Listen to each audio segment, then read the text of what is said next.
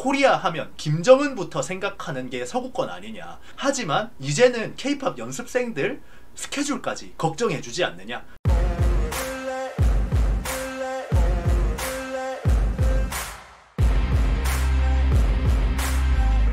최근에 아직 인터뷰가 안 올라갔는데 세계급 언론사가 되면은 유튜브 구독자가 막 1000만 단위가 쉽게 넘어가거든요. 아직 안 올라가서 어떤 언론사라고 말을 할 수는 없어요.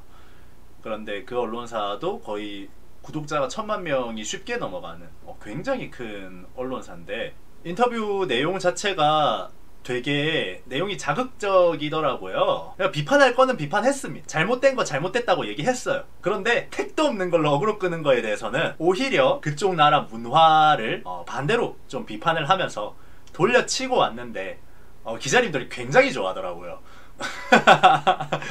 오히려 막 내가 본인들이 아는 자국 문화에 대해서 반대로 니들은 이런 거 어떻게 생각해? 막 이런 식으로 공격적으로 나가니까 오히려 좋아하더라고요.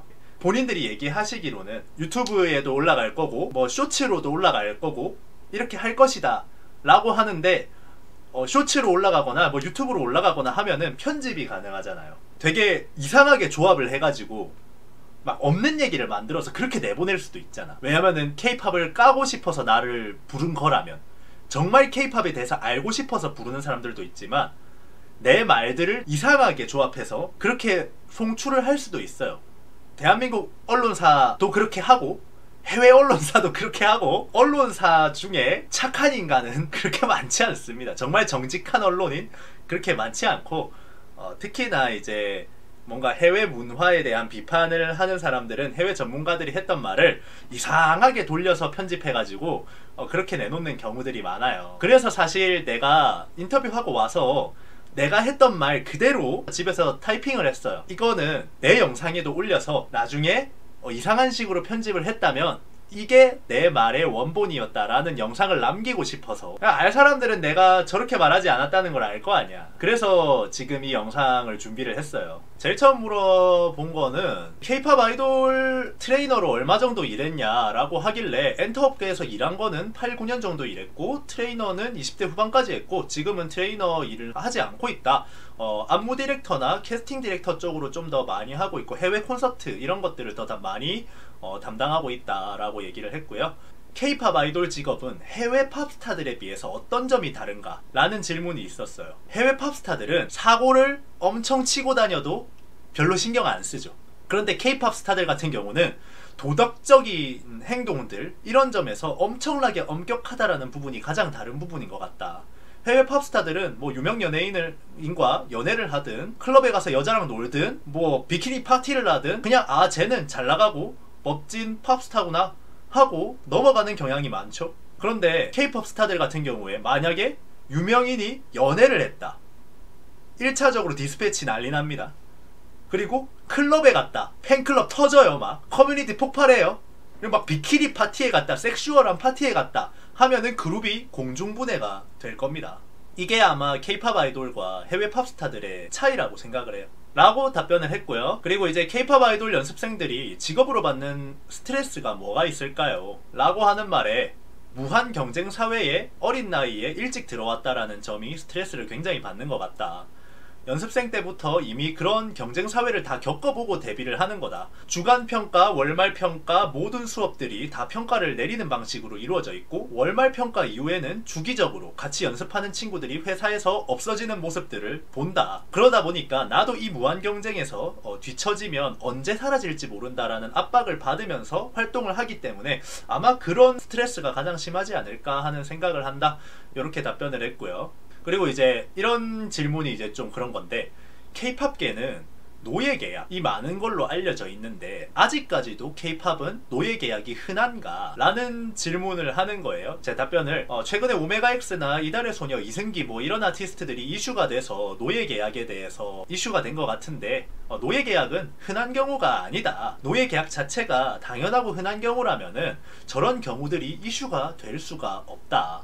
이슈가 된다는 건 흔하지 않은 일이 일어났다라는 일이고, 팬들하고 대중들이 거기에 대해서 분노를 하고 있다라는 뜻이다.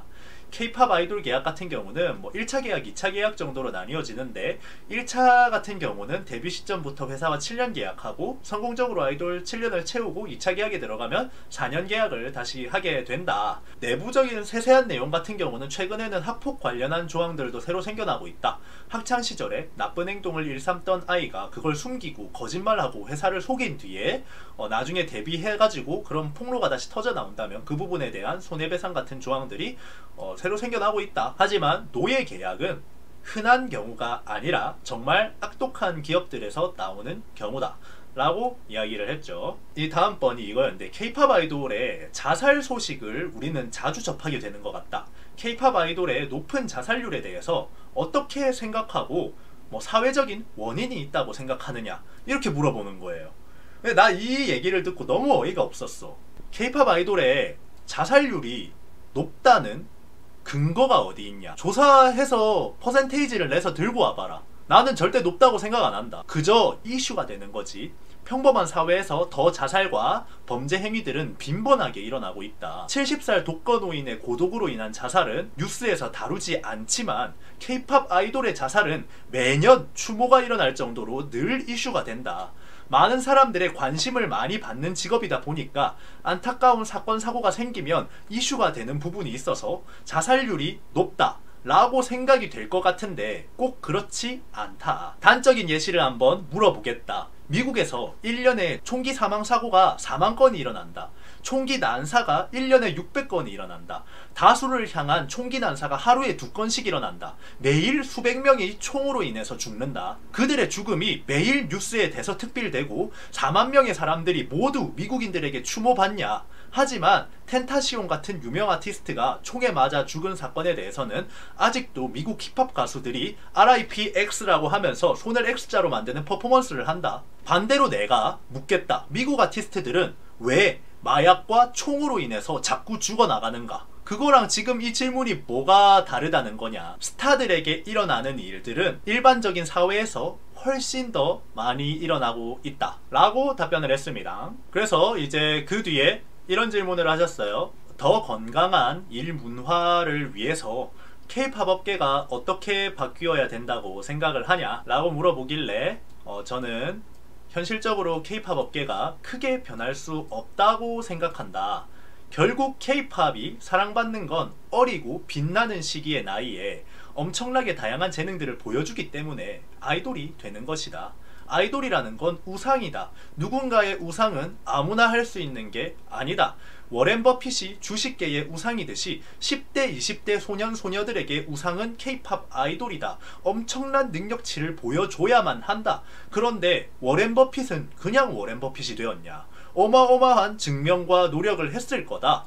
K-팝 아티스트들은 10대, 20대의 나이에 증명을 해내야 우상이라는 타이틀을 달 수가 있다. 외모부터 시작해서 노래, 춤, 연기, 예능, 감각 여러가지 것들을 다 증명해야 된다. 그 뒤에는 어마어마한 연습량과 어마어마한 노력, 어마어마한 스케줄들이 다 기다리고 있는 것이다. 예전에 방탄소년단 RM이 이런 말을 했다. K-팝이 왜 세계에서 주목받았냐면 잔인하지만 이런 것들을 아티스트들이 다 버텨냈기 때문에 주목받은 것이다. K-팝은 예전부터 혹독했다. K-팝 역사가 30년째인데 30년째 혹독하다. 그런데 이제 와서 서구권 언론에서는 K-팝이 혹독하다, 잔인하다 이런 이야기들을 한다. 그 이유는 K-팝이 주목받고 있기 때문이다. 과연 혹독하지 않았다면 동양의 작은 나라의 음악을 미국이나 영국이 주목했을까? 코리아 하면 김정은부터 생각하는 게 서구권 아니냐. 하지만 이제는 K-팝 연습생들 스케줄까지 걱정해주지 않느냐. 이 모든 걸 이룬 건 우리가 혹독하게 해냈기 때문이다. 그렇기 때문에 K-팝은 쉽게 바뀔 수 없다. 이렇게 답변을 했어요. 사실 아직도 코리아 하면은 제일 유명한 사람은 김정은입니다. K-팝이 김정은만큼 유명해졌기 때문에 K-팝 아이돌을 걱정해주는 거 아닐까요? 그리고 이제 마지막 질문이었는데, K-팝 아이돌 뿐만 아니라 한국의 젊은 사람들이 건강하게 생활할 수 있는 사회를 만들기 위해서 사회적으로 어떤 게 바뀌어야 된다고 생각하냐 라고 묻길래 평범한 삶이 평범할 수 있게 만들어줘야 된다고 생각을 한다. 우리가 말하는 평범한 삶이라는 게 뭘까? 10대, 20대 때 열심히 노력해서 결혼하고 가정 꾸리고 아들, 딸 낳아서 잘 길러서 애들 독립시키고 노후를 맞이해서 가족들 품속에서 마지막을 맞이하는 거. 보통 평범한 삶이라고 생각하면 이런 거 생각하지 않느냐. 그런데 요즘은 저런 삶을 살았다고 하면 굉장히 성공한 삶이라고 이야기를 한다.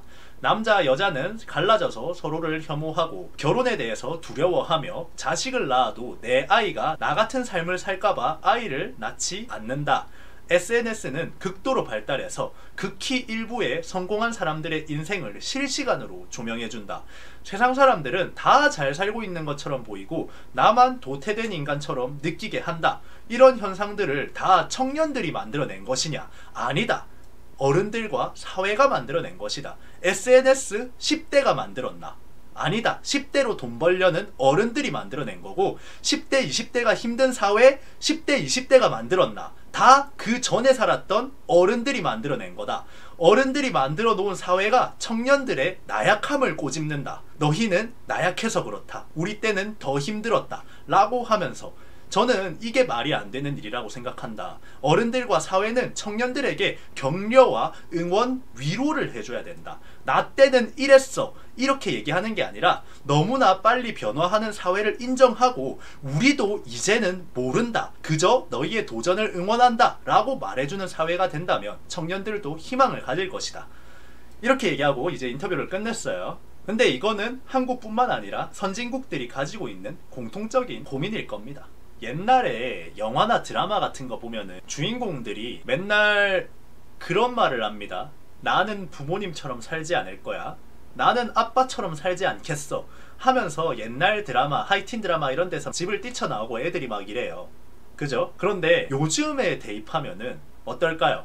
나는 아빠처럼 살지 않겠어. 아니, 아빠만큼만 살면 겁나 성공한 거예요. 마누라 있고 애가 둘인데 애 2명 키우면서 자가 집 하나 가지고 있고 직장에서 부장님 소리 들으면서 그렇게 살 수 있으면 아빠처럼 살지 않겠어가 말이 안 되는 이야기예요. 아빠만큼만 살았으면 좋겠어라고. 사회가 그렇게 됐잖아. 그런 문제라고 생각해요. 희망이 많이 없어진 사회.